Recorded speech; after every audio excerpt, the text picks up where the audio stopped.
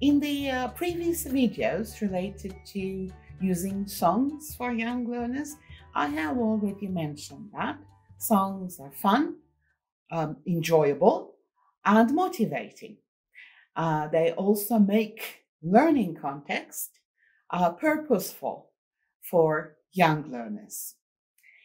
In the pre-activities, we have talked about how teachers can prepare activities before they start teaching the song because they want to prepare their students emotionally, cognitively, or linguistically. I have also mentioned that songs are mnemonic, that is to say, or in other words, they have linguistic cues that make recalling and remembering easier. In this video, I'm going to talk about while activities and, in fact, how to teach a song or a rhyme or a chant to young learners. Now, singing itself, of course, is a while activity, so you may prefer just to stick to teaching the song and singing it together with your learners. But you can also use, for example, acting, demonstrating, dancing, or any physical activity to accompany the song. Now, how do we teach a song? The first step that the teacher should do is to model the song. Usually, this modeling stage is a bit slower than the normal tune of the song because the students need to hear the words clearly. They may not understand everything that you say, but if you try to use some visuals to clarify the meaning, it becomes easier for young learners to understand, at least globally. After the first modeling, the best thing to do is to encourage your learners to accompany you as much as they can in the second singing. You start singing and you also use hand signals to encourage them to join you, again, as much as they can, because this is something new for them.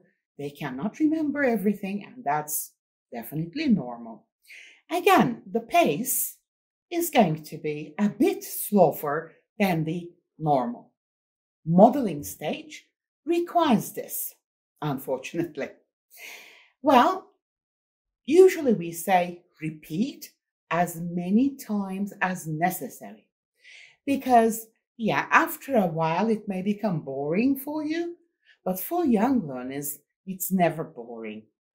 They're struggling to learn something new. So you need to repeat as many times as necessary. And, of course, encourage them to do the actions, do the physical activities, dance, stand up, maybe, hold hands together, do something to demonstrate the meaning, to make meaning a bit clearer for them. When you feel that they have learned the song, you can definitely let them enjoy the song.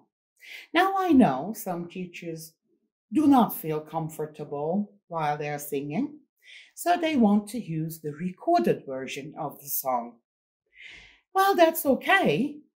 However, children need to hear the human voice, especially for the first time when they listen to a song, because mechanical voice is not that clear for them. They cannot hear the word boundaries or the cliches or the chunks of language that stand together. Don't be shy. You're a model for them. And seeing you sing will inspire them to sing as well. If you don't, they may feel discouraged. They may think that, why isn't my teacher singing? Is it something wrong? Maybe I shouldn't sing as well. in order to break that shyness, embarrassment, you need to be a leader. Well, you may not have a good, nice voice. You're not going to be a singer. Just model the song as much as you can. Now, how do we choose a song? We have talked about this, and I'm going to refer to my own experience here. I wanted to use 10 Little Indian Boys as a song for this video. But when I checked it on internet, I saw that the song itself has received a lot of dislikes. Well, I don't know whether it was a result of a mistake or a deliberate choice, but to be on the safe side, I said, well, I do not share the same cultural background, so I cannot be 100% sure whether the song is politically correct, whether it is not offensive to anyone. So what I did was I decided to change the lyrics. Now, I'm not a musician. How can I change the lyrics without disturbing the melody, the tune? What I did, I searched for words that have the same syllable number and rhyme with the words that I'm going to replace. So I came up with alien for Indian and toys for boys. So now I can use alien toys to replace Indian boys. Well, we're talking about toys here. So we're not actually talking about aliens, whether they exist or not. So it's not an issue like that. Don't worry about it. These are toys. So we have toys of almost everything.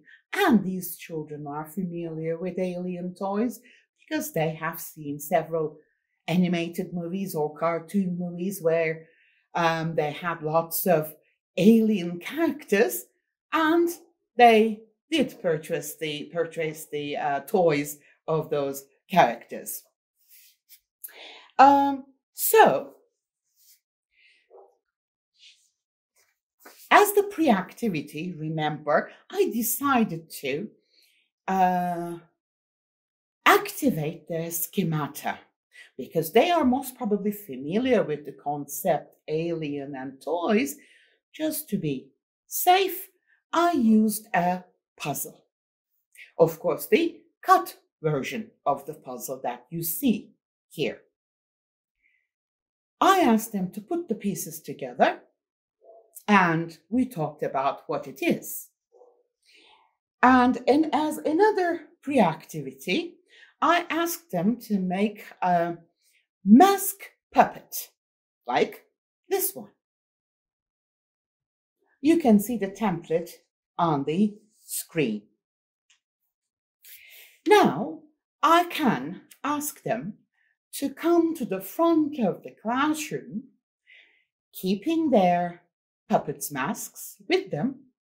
10 of them, in fact, line up in front of the classroom. And I ask them to crouch. And I say, when we start, crouch like this, okay? When we start singing, they will stand up one by one, holding their masks.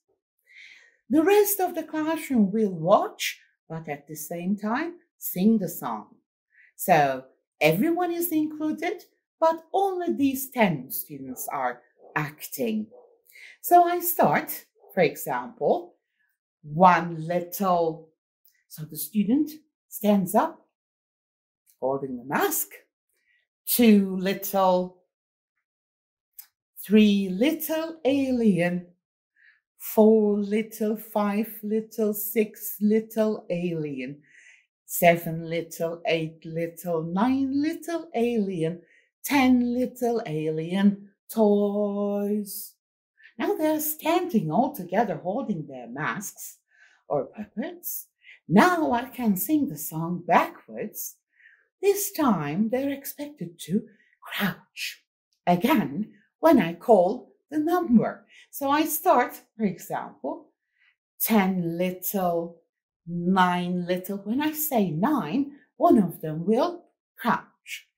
I'm here to help them. So if they miss what to do, if they do not know what to do, I'm here to help them, guide them. So I can just very slowly tap the shoulder and very gently push the child down so he or she would crouch. Okay? And then, of course, I finish one little alien toy. Okay? Now, this is acting. It is a good song to teach numbers. It is a good song to teach singular, plural. You may decide to use it for toy, toys, 1 toy, 10 toys. And then move on to other nouns. Not saying nouns though, that is only for teachers, okay? Well, there are some songs which have a very fast pace, fast tempo, tune, very much like She'll Be Coming Round the Mountains. If, for example, your students do not feel shy, you can ask them to stand up all together and dance, maybe in a round, in a circle, or maybe forming a chain, holding their waist, just dancing with the rhythm. It is excellent just to, do a fun activity. And the lyrics itself, She'll Be Coming Round the Mountains, are not that easy to act out or demonstrate. So dancing can be a good choice there. If you have a tune that has a soft, slow melody or a tune, like, for example, Twinkle, Twinkle, Little Star, you may use it to calm them down. You may use it to help them relax because they are like a lullaby. They have this soothing effect on children. If, for example, children feel somehow agitated after a very kinesthetic activity, you can sing this slow tune song to help them settle down. Well, there are several other children's songs that you can use, and you can definitely create your own activities. That's all for today. Thank you very much. Bye.